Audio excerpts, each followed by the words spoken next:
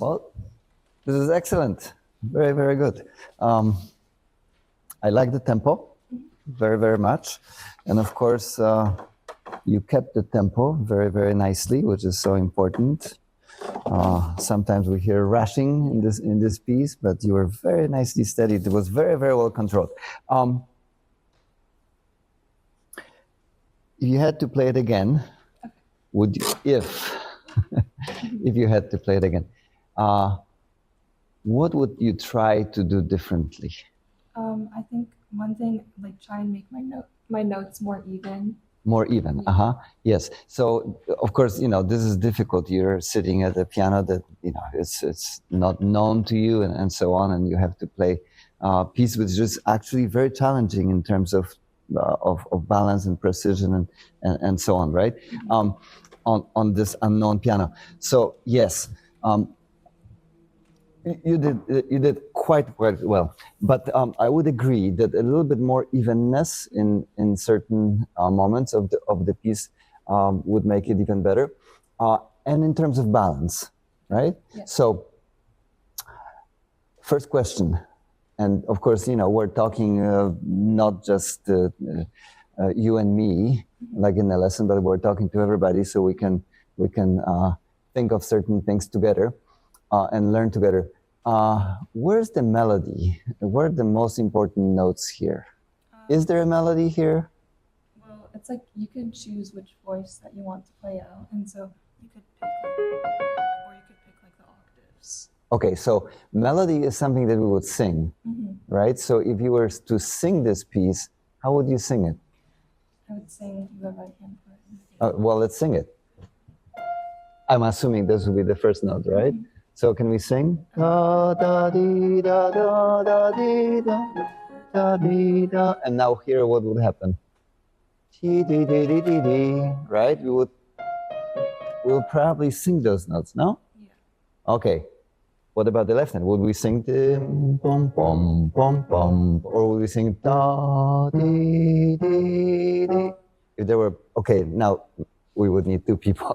Yeah. But it's conceivable, right? That in this particular prelude, we would have two people or two groups, like in a choir, right? Yeah. We would have two groups of people singing it.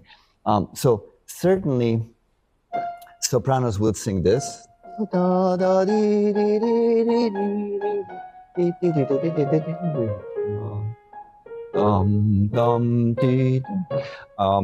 And the basses would be doing this. But see, I already hesitate. Should I include those notes?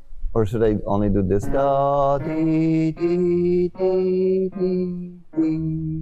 So I think the main two melodies are this.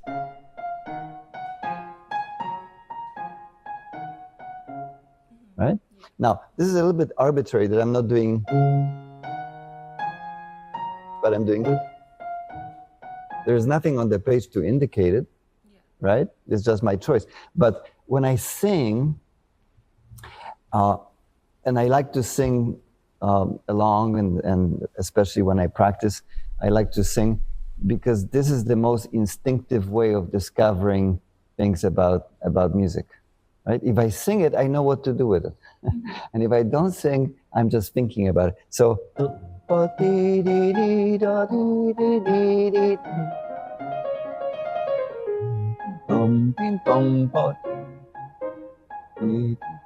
okay, so let's do it again. Okay. And let's sing as we play. Or you play and we will sing together.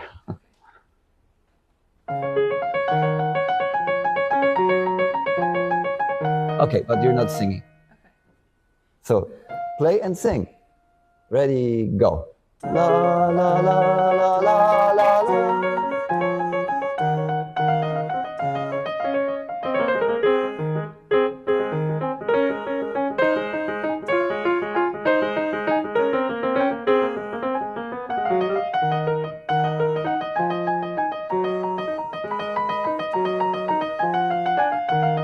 Okay, now you're not quite doing what I hear you in singing. Mm-hmm. So da da da da da da.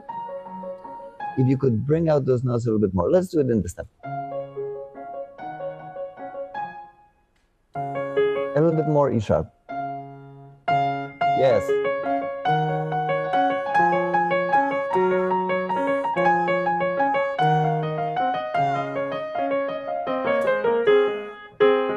So, how about we sing two notes? Da, da, da, da, da, da, dee. Let's do it again. Da, da, da, dee.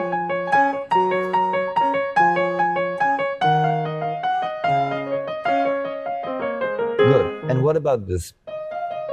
Is this a melody or not? No. This is a melody. Oh. Yes. I would sing da dee ya da dee dee dee dee da da da da da da. This absolutely is something that I would sing, which means that it will be a little bit louder, right? Okay, let's do it one more time. You're getting it. A little bit louder still.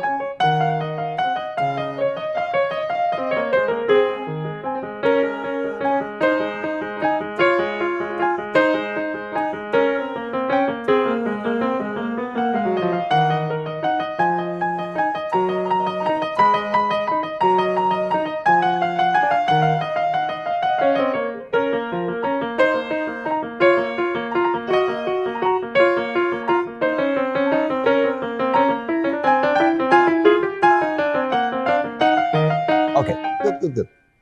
So, when we sing a melody, what makes something melodic? If I play a scale, let me play a C sharp major scale since we're in this key. Does this sound like a melody? Yeah. It does?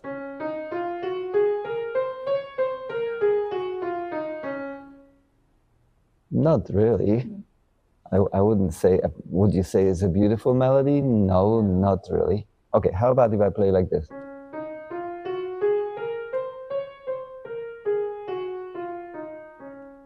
Does it sound more like a melody? Maybe, yeah. What's the difference? It was played like more slowly. I added dynamics. And maybe a tiny bit of variation in timing. You know, it was not so strict, right? But dynamics is more important than anything else.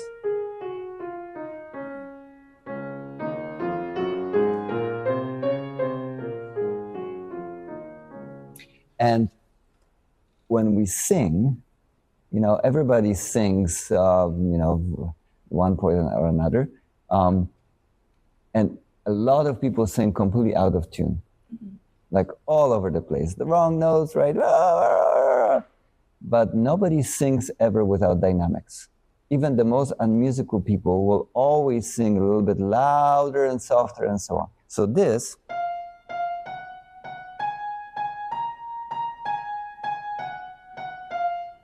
doesn't really happen.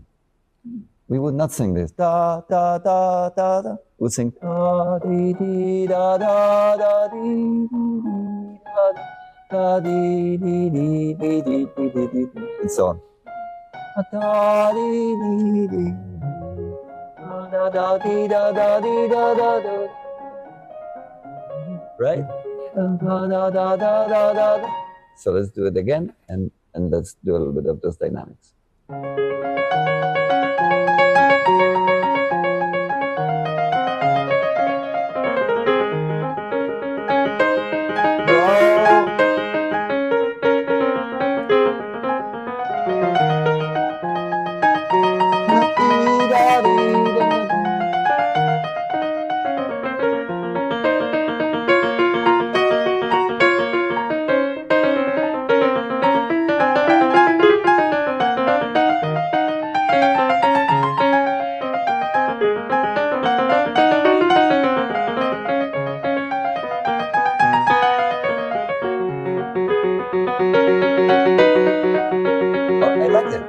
Very much. Yes.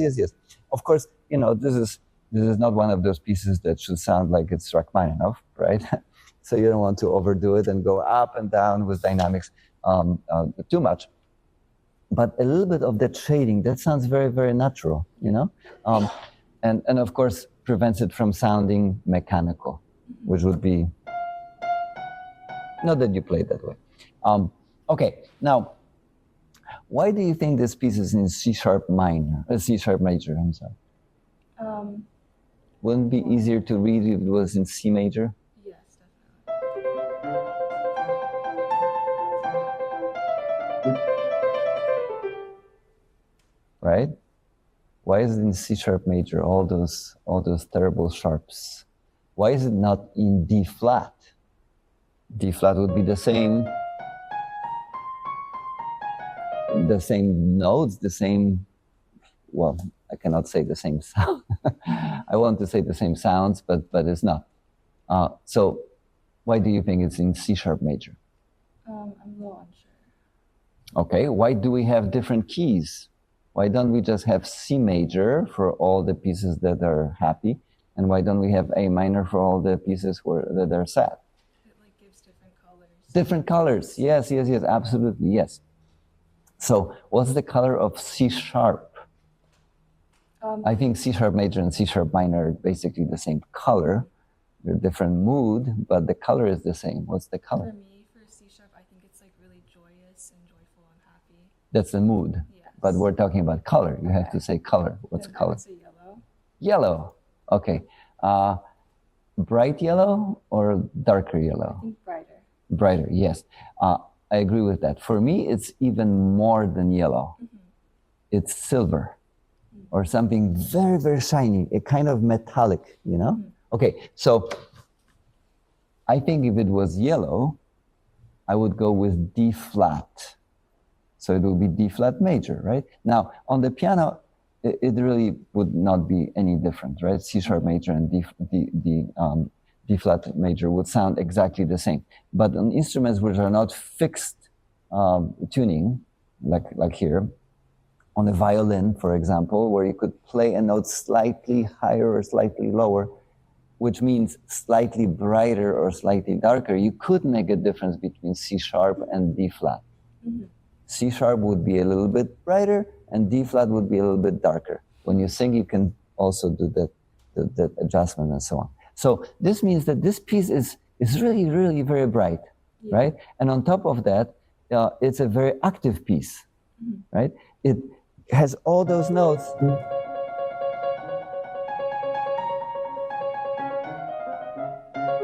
Very active. So I think that you can adjust your articulation a little bit more to give that color, which means not playing like this, but playing like this. You hear the difference? Yes. What's the difference? Don't tell me what I'm doing, but what's the difference in sound? It's it sounds lighter and the sounds are Yes, lighter is one of the things. But what about the color? What's the difference? I will try to do it again, okay? Darker, hopefully brighter. I think it comes out, right? Okay, if I add a little bit of pedal to it, it will be even brighter still.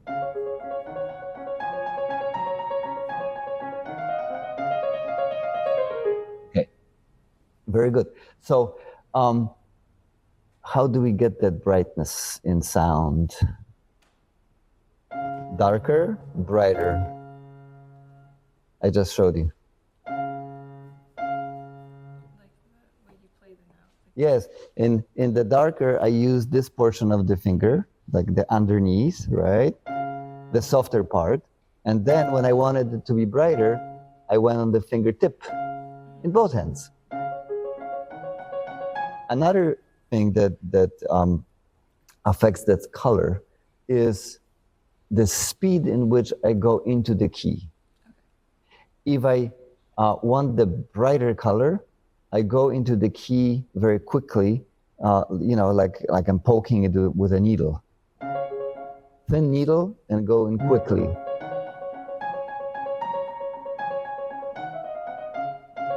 Okay, let's try that.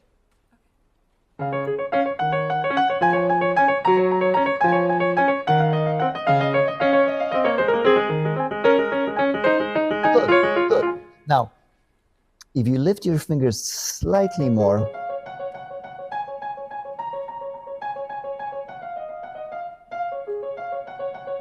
it will be easier to go into the key quickly.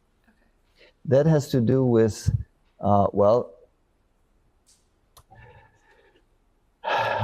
with the speed of the hammer, right? We want the hammer to go into the string very quickly. But the speed is gained from the distance away from the key of the finger.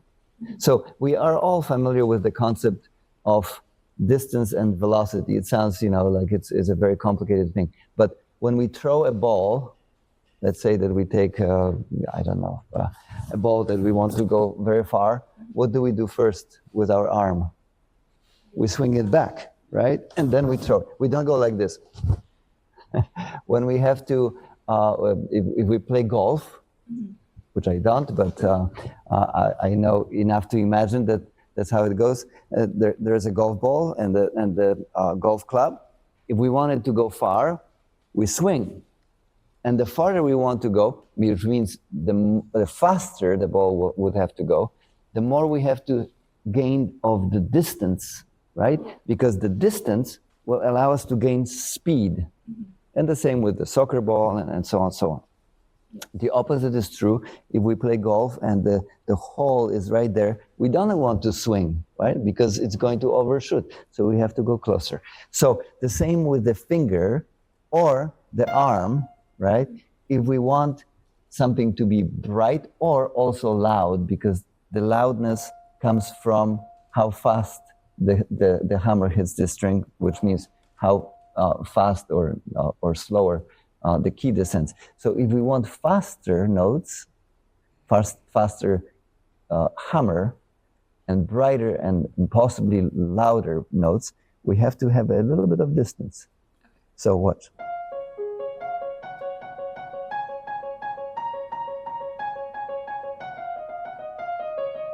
And not this.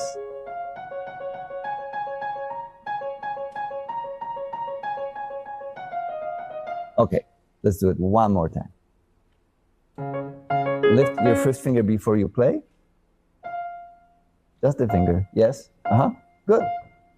And then the same speed with which you lifted the finger, that's the speed that you go down with. And go. Good, okay, now let's do this exercise. And go, and go, and go, yes.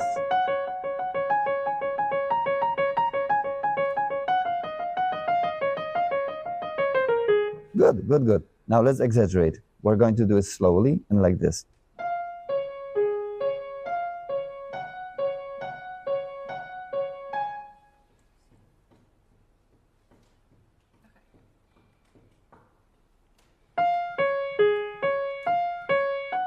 Even higher, higher, higher. Yes, good.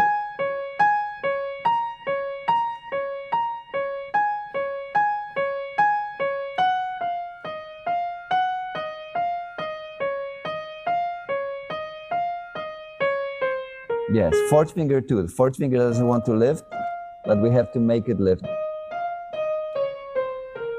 Very good. This is, of course, exaggerated, right, for practicing. Now, what to do to keep this sound?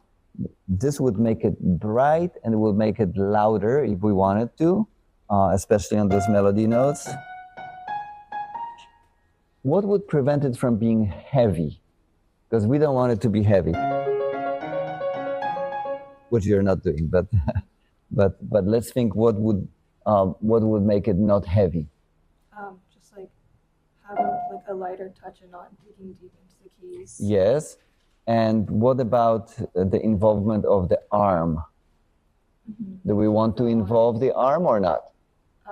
Just like keep the arms light. Light, yes. So probably not too much movement from the wrist either. Now I'm rotating the wrist a little bit. And that allows a little bit of the weight from the arm, just from my forearm, to go to the keys. Listen to the sound. It's not a bad sound, but I want it lighter. So look what I'm going to do.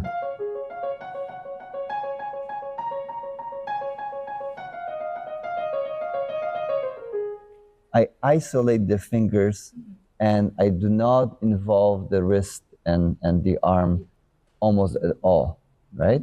That means that my fingers are only moving and I'm not doing any kind of this movement from the arm.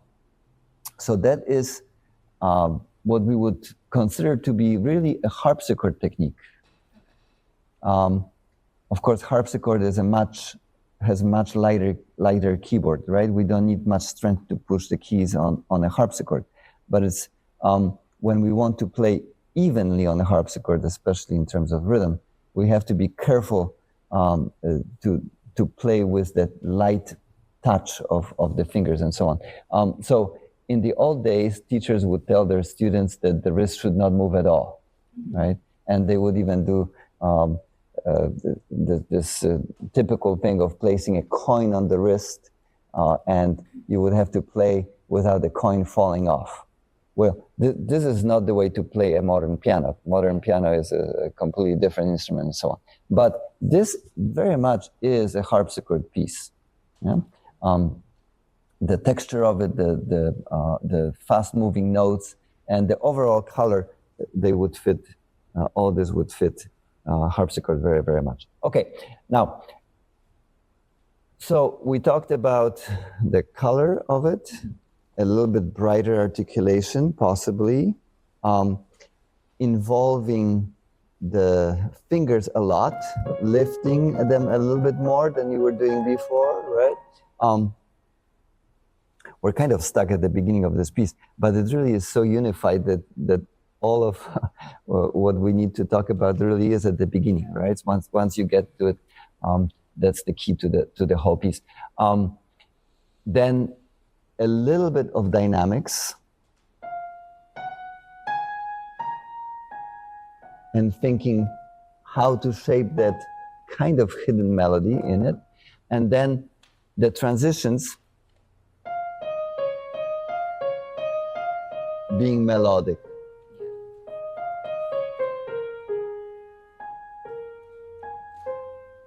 Okay, and then the last thing, what about the balance?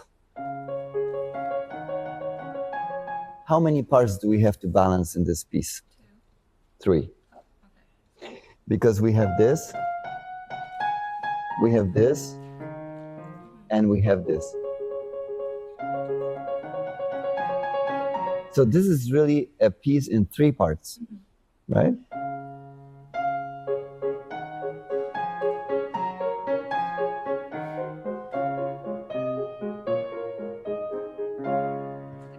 Okay, good. All right, so we took care of the beginning.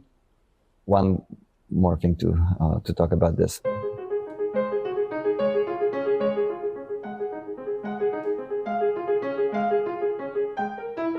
I think there is more opportunity for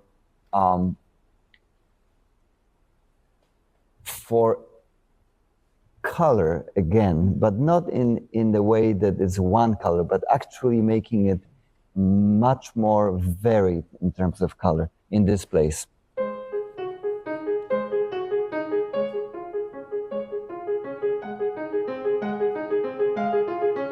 And now I'm talking not just the particular place in this particular prelude, but in general, when we play on our instrument, if we make things too even, let me put it this way, then we lose some of the color that we can get out of the instrument. So if we play unevenly, that is certainly very bad, right? So if we do this, that sounds terrible, right? So we don't. But if we play all the notes exactly the same,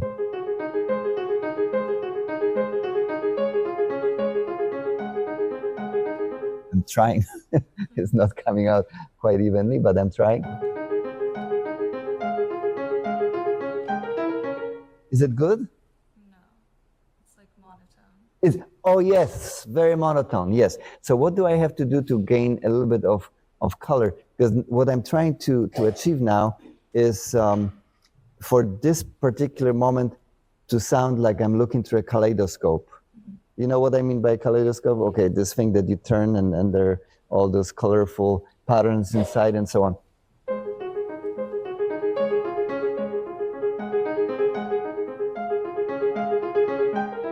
Is it more colorful? It is, right? I would have to work on it a little bit better because it's a little bit too uneven.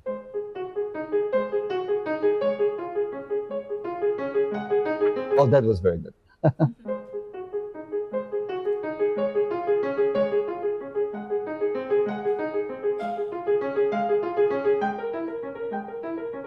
So in this piece, there isn't really any particular pattern that I'm bringing out, like, you know, in terms of melody or anything like this, but I'm just playing around with each of those groups for the color.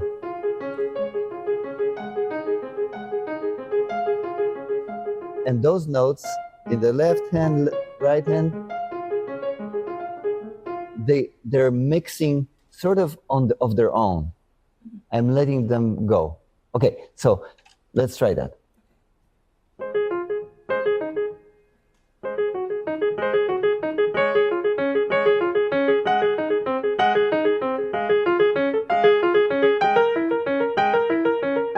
Okay, good. You're too right-hand oriented.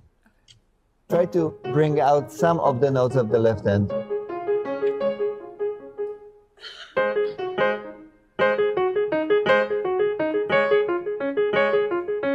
Okay, change it. Each group a little bit differently. Yes. Okay, wonderful. Like the third group, that's where you started doing it, and it was wonderful. All of a sudden, it also became alive, you know, completely alive. Don't be afraid to be wrong. When you practice, you have to try all sorts of things, right? And you listen and you say, "Oh, that was not what I want. That was wrong. It didn't come out." But then you will stumble by accident. Oh, that was good, or not, you know. But certainly, that is alive. We can even see this difference.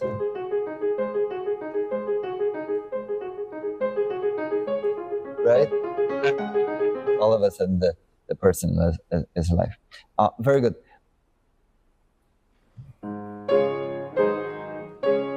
When you play the ending,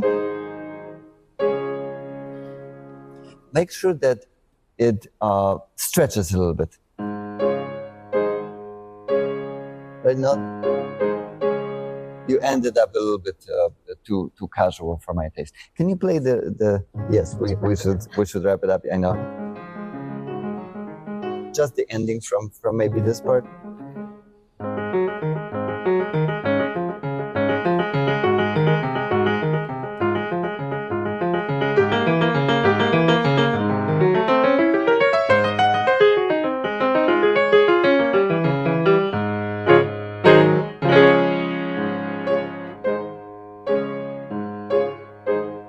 I think this is more important chord than this one. Not like, but can you try the chords?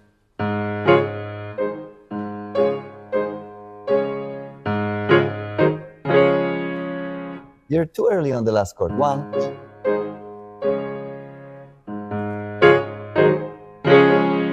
Yes, a little bit of emphasis. Yes, it is.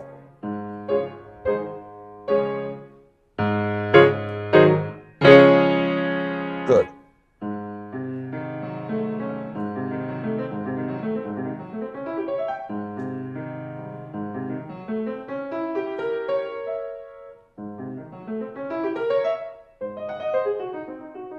A little bit more sparkle.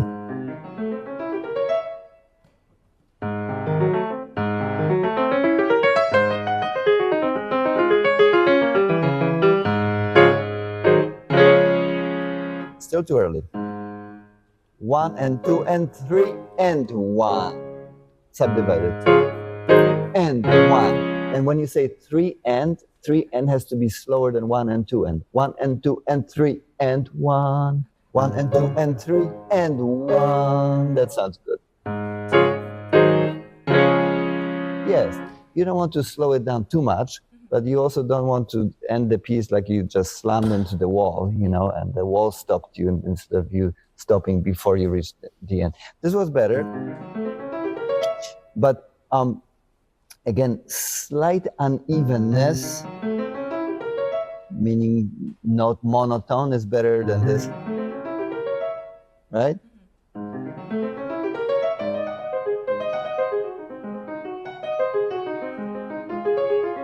So I'm constantly looking for a sound that is very alive and for enough unevenness, but not too much, right? And for shaping it dynamically a little bit to bring out that very, very, for me, silvery, and for you, more yellow color of that piece. All right, very good. Thank you. Thank you so much. You're very welcome.